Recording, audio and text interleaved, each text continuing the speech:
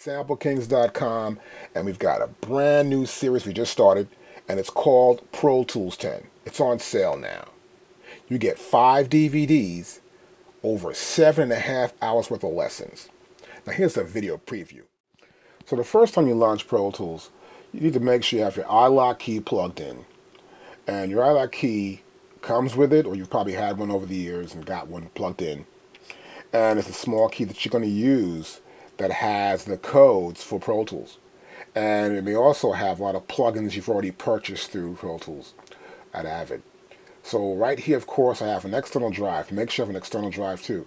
The only way you can actually use Pro Tools is with an external drive. So all your audio and your Pro Tools sessions will be on that hard drive, and your main computer's just used for running the software. So I'm going to go down here and I'm going to launch Pro Tools. I'm going to run the software, obviously. And you see here it's going to search the hard drive. It's looking for all the plugins and everything else we'll need. And then here we have this Pro Tools dialog box here, giving us a choice of what we want to load. You see here we have 4 different options. We can create a session from a template. We can create a blank brand new session. We can open any session we've had before, a previous session, and we can just open. So just open, this allows you to just start up, and you can start directly from Pro Tools rather than using this quick start dialog box here. And you can see here in the lower left hand corner here it says show quick start dialog when Pro Tools starts. So you can uncheck that there and you won't see it again. It'll just launch. So in this case you're probably launching for the first time, and if you are, let's go over some ideas here briefly of what's going on. So for example, create session from template.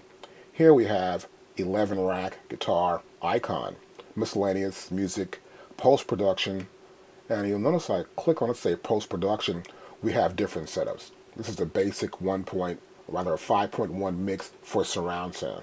Then we have a basic stereo mix with I/O and ME, and we have a large stereo TV mix. So these are different sessions for post-production, and they're templates already set up by Pro Tools. We also have mix. These are different mix setups you have here. And we got songwriter, and we have venue live sound. So these are different templates you would use. So if you're a guitar player, well, you can do a ballad, and you'd open the session up, and it would come out as a template with tracks already lined up. Now next here we have create blank session. Now this is cool. You want to make a brand new session. So this might be closed. If not, you'll click here and it says session parameters. You can set up your basic audio input and the audio files you want to use. So in this case we want to use, let's say WAV, or we can use AIFF. But generally it's always on WAV here for us. Select your bit depth from 16, 24, 32. Generally I'm going to use 24. But pick what fits best for your session. We can use a sample rate of 44.1, 48, 88.2, and 96 kilohertz. Now the larger the sample rate gets, the larger the huge, 96K are huge files, so be aware of that. You're going to eat up a lot of hard drive space. And it's a really good reason why you have to use a separate hard drive. That way, if you get a really big drive, whatever you select will work for you pretty much. In this case, I pretty much want to use every 48. And then we have our I/O setup. And these are setups that we have that will help us work with the system we're using. In my case, I'm using probably an Mbox 2 Pro. But whatever you've got for your interface for audio, whether it's an Icon or it's an Mbox 2, Mbox 3, could be a Pro Control or a Control 24, as you can see right here. And they're right here for you to check out. You can check them and then set up your I/O setup. Now next option we have here is the open recent session. If you have a session you've done before, well, Pro Tools will recognize that and say, okay, this was open last time. Here's a list of choices to open up a session. Or we can just go to here and say open. Select open, and we can get started. Now here in this case, it's asking for a session I may want to open up, looking for the hard drive I used. I'm not going to bother with that. So I've got this template set up here. As you can see, it's 24. That's 24 tracks. We have an EQ when a dynamic is going to be a compressor. We have an effects return.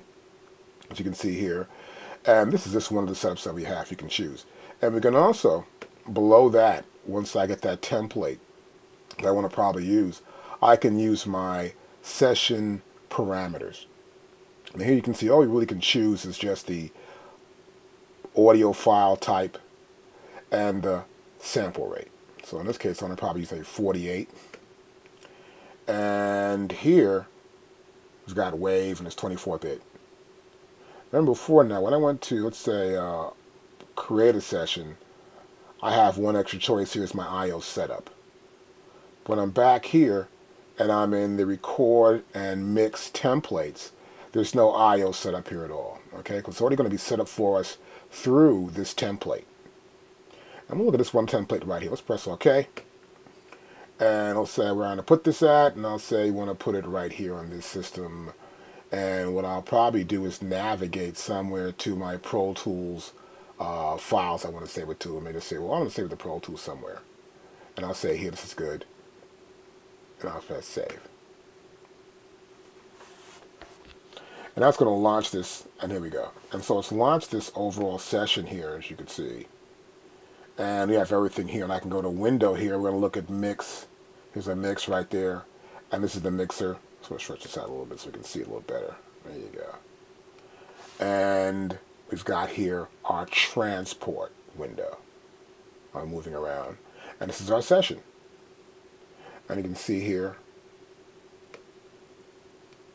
we've got a click track, a master, a headphone set mix, chorus, delay, reverb, and they're all set up right here within the system. So this is kind of cool. You can open up a session and it's already set up for you and ready to go. So once you've launched a template like this, you're going to see a track. For example, here we have audio. See that? That's 1 through 16. Now at the top of these tracks we have inserts. And here in this case you see we have an EQ. It's an EQ right there. And that's a 7-band EQ. Below that we have a compressor. And that's naturally the way it is on any mixing board. An EQ first and then a compressor. So this setup of this template is like for a pretty cool recording and mixing board.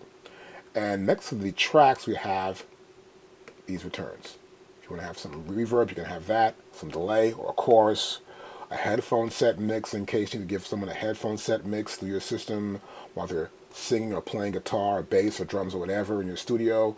And we have our master output, which is an overall output. This is where every one of these signals goes to, is the master.